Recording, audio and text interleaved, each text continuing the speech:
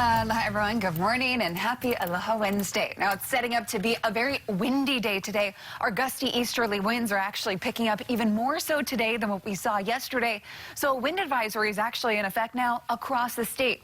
Now most areas are going to be looking at winds consistently up to about 30 miles an hour with gusts over 50. But some areas like further east, like Maui County, Big Island, we actually have winds consistently to 35 miles an hour. So with winds this speed, we could potentially see some damage out there. Of course, we'll continue to track that. But as this high remains to the north, we're looking at windy conditions through tomorrow with winds starting to gradually ease off a bit more on Friday.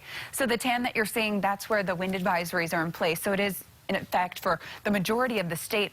And along with our trade winds, we're seeing plenty of trade showers, especially right now, just about to be targeting Oahu and then also for Maui County, which is where it's actually been the rainiest. Actually, for the last couple of mornings, we've been seeing that alternating between Oahu and Maui County. Now, don't get me wrong, Kauai still seeing plenty of passing showers, and same goes for Big Island, but it does seem like the more widespread showers are coming through at the moment here for Oahu. So as you can see, it's nothing heavy. We're still seeing the greens, not those yellows, oranges, or reds, indicating the heavier rainfall, but it is still widespread and still has been coming through fairly consistently. So that's what we're dealing with at the moment. So rainfall, although it will typically head towards the windward section, it's not just going to stay confined there due to the winds being on the stronger side.